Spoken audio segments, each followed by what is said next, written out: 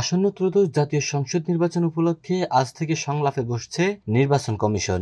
আজ রোববার ২৮ সেপ্টেম্বর সুশীল সমাজের প্রতিনিধিদের সঙ্গে বৈঠক দিয়ে এই সংলাপ শুরু হয়। সংলাপের সূচনা বক্তব্যে প্রধান নির্বাচন commissioner CEC AMM Nasir Uddin বলেন, পূর্বের নির্বাচনের সংশ্লিষ্টরা ভোট দিতে পারতেন না, তবে এবার নির্বাচনের সঙ্গে জড়িতরাও ভোট দিতে পারবেন।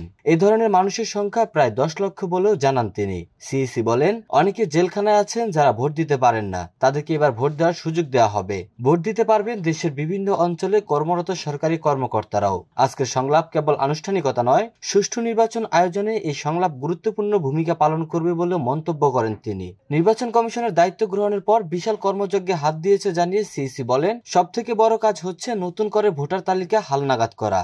নারী ভোটারদের সংখ্যা পুরুষদের থেকে ৩০ লক্ষ কম ছিল, সেটা অনেকাংশেই কমিয়ে আনা হয়েছে। এছাড়া ২১ লক্ষেরও বেশি মৃত ভোটারকে তালিকা থেকে বাদ দেওয়া হয়েছে, যাদেরকে অনেকে কবরবাসী ভোটার বলতেন। আরপিও সংশোধন সহ বিভিন্ন কাজ করা হয়েছে জানিয়ে তিনি বলেন, পোস্টাল ব্যালট আইনে থাকলেও এর প্রয়োগ ছিল না, এটি নিয়ে কাজ করেছি। দেশে যারা নির্বাচনে জড়িত থাকেন তারা ভোট দিতে পারতেন না, আমরা এবার সবার ভোটের ব্যবস্থা করব। এটি একটি মাইলফলক হয়ে থাকবে বলেও মন্তব্য করেন প্রধান নির্বাচন কমিশনার।